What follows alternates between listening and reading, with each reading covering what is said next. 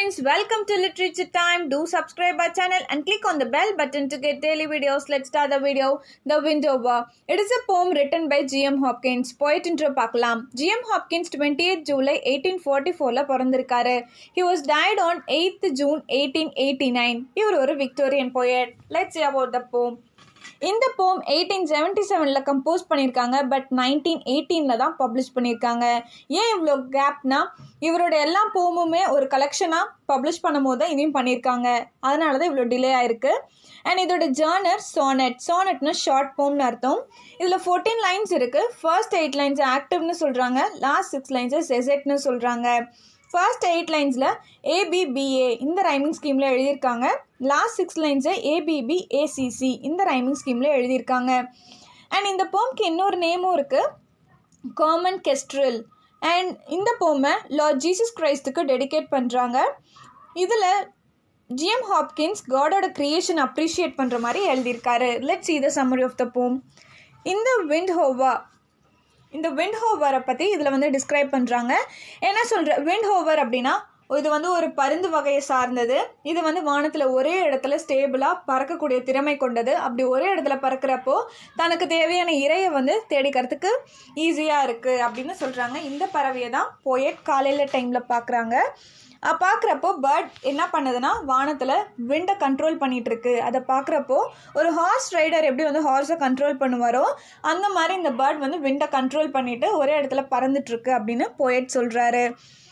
And next என்ன சொல்கிறாருன்னா, எப்படி ஒரு ஐஸ் ஸ்கேட் பண்ணிட்டு இருக்கப்போ ஒரு சடனாக ஒரு டேர்ன் எடுப்பாரோ அந்த மாதிரி இந்த பேர்டு ஒரே இடத்துல ஸ்டேபிளாக பறந்துட்டு இருக்கப்போ சடனாக ஒரு டேர்ன் எடுக்குது அப்படின்னு சொல்கிறாரு.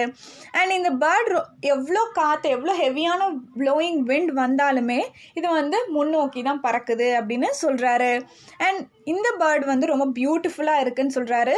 இது ரொம்ப ப்ரைடான ஒரு பேர்டு, ரொம்ப வீரமான ஒரு பேர்டு அப்படின்னு சொல்கிறாரு. அண்ட் இதோட ஃபெதர்ஸ்லாம் ரொம்ப அழகாக இருக்குது அப்படின்னு சொல்கிறாரு. அண்ட் நெக்ஸ்ட் என்ன சொல்கிறாருன்னா, இந்த பேர்ட் முன்னோக்கி பறக்கிறப்போ ஒரு ஃபயர் க்ரியேட் ஆகுது. அது பில்லியன் டைம்ஸ் ஆஃப் ஹாப்பினஸ் தருது அப்படின்னு சொல்கிறாரு. இருந்தாலும் அது ரொம்ப டேஞ்சரான ஒன்று அப்படின்னும் சொல்கிறாரு. அண்ட் நெக்ஸ்ட் என்ன சொல்கிறாருன்னா, ரொம்ப ஹெவியான விண்டில் கூட தன்னோட விங்ஸை ரெடியாக வச்சுக்குது சடனாக பறக்கிறதுக்கு அப்படின்னு சொல்கிறாரு. இது எப்படி இருக்குது பார்க்குறப்போனா, எப்படி சோல்ஜர்ஸ்லாம் வார்க்கு ஆயுதங்கள்லாம் எடுத்துகிட்டு ரெடி ஆவாங்களோ அந்த மாதிரி எவ்வளோ ஹெவியான ஒரு ப்ளோயிங் விண்ட் வந்தாலும் தன்னுடைய விங்ஸை ரெடியாக வச்சுக்குது, தயாராக வச்சுக்கிறது பறக்கிறதுக்கு அப்படின்னு சொல்கிறாரு. நெக்ஸ்ட் இந்த பேர்டை செவாலியர் கூட கம்பேர் பண்ணியிருக்காரு. செவாலியர் அப்படின்னா என்னென்னா, ஒரு குதிரை வீரன் அப்படின்னு சொல்லுவாங்க. வாரில் அடிபட்டிருக்கவங்களெல்லாம் ரெஸ்கியூ பண்ணி காப்பாற்றி கூட்டிகிட்டு வரவங்க தான் அந்த குதிரை வீரன். அவங்க எப்படி ஒரு கவசம்லாம் அணிஞ்சிட்டு போகிறாங்களோ அந்த மாதிரி தான் கடவுள் மனிதனோட உடலை கவசமாக அணிஞ்சிட்டு இந்த உலகத்துக்கு வந்தார். எதுக்குன்னா, மனிதர்களோட பாவங்களுக்கு எதிராக ஃபைட் பண்ணுறதுக்கு இந்த உலகத்துக்கு வந்தார். அவர் தான் லார்ட் ஜீசஸ் கிரைஸ்ட் அப்படின்னு சொல்கிறாரு. அண்ட் நெக்ஸ்ட் என்ன சொல்கிறாங்கன்னா, இந்த பேர்ட் எப்படி தன்னுடைய இரையை தேடுறதுக்காக வருதோ அந்த மாதிரி தான் கடவுள் நம்மளுக்கு ஒரு கருணை காட்டுறதுக்கு பாவங்களுக்கு இதுக்கெல்லாம் கருணை காட்டுறதுக்காக இந்த உலகத்துக்கு வந்தார் அப்படின்னு சொல்கிறாங்க.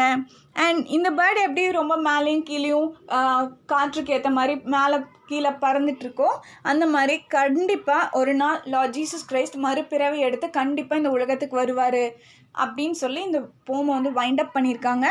And hope you enjoyed this poem, and that's all about the poem. I have given some points to remember. Do see that, surely it will be very useful for you. Thank you for watching. We'll see you on next video. Bye.